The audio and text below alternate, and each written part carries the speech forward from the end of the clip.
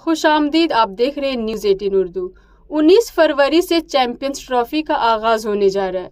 भारत को अपने सभी मैच यूएई में खेलनी है, जिसकी शुरुआत 20 फरवरी से होनी है। अब इससे पहले यूएई में पाकिस्तान के 2 खिलाड़ियों ने कोहराम मचा दिया है।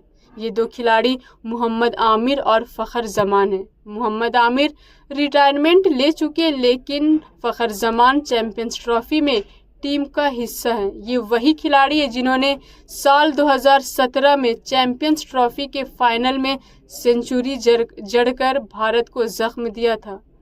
अब चैंपियंस ट्रॉफी से पहले फ़खर जमान ने ILT20 में तूफानी बैटिंग की है। फ़खर जमान ने महज 39 गेंदों पर 71 रन ठोक डाले हैं। इस मुकाबले में डेजर्ट वाइपर्स ने शारजाह वॉरियर्स को हराया है। इसके साथ ही इजाज़त दीजिए और बाकी की खबरों के लिए न्यूज़ 18 उर्दू के साथ बने रहिए। शुक्रिया। फ़ी अमानिल्लाह।